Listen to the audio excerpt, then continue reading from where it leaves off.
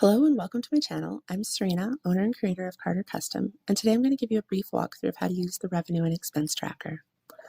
As always, I like to go to File and make a blank copy, and that way if anything happens to the one that I'm working on, I have something to refer back to.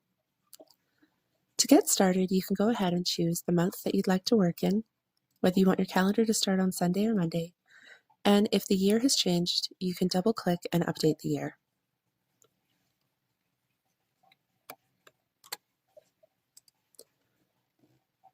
Below that, you'll enter any income sources, the date, and the amounts. When it comes to the dates, you only need to enter the day number as the month and year have already been entered above. You'll do the same for your expenses.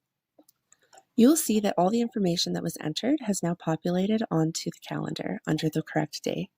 I have it so that your income sources will populate beside your day number, and then your expenses will populate below that.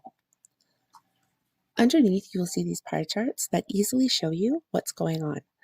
So you'll see your different income sources, your different expenses, as well as your revenue versus your expense. And down at the bottom, you will see how much funds you have left after all of your expenses have come out.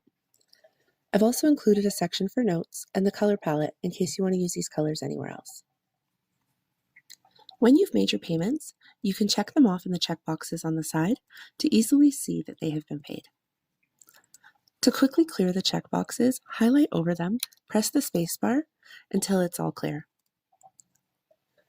If you'd like to reuse this chart without having to make a new copy each month, you can just highlight over your information and delete it, update your dates, and start all over. Or if you'd like, make a new copy and have a fresh one for each month so that you can look back on your records month after month. I hope that this was helpful, and I hope that you get the most out of the revenue and expense tracker. Thank you for watching.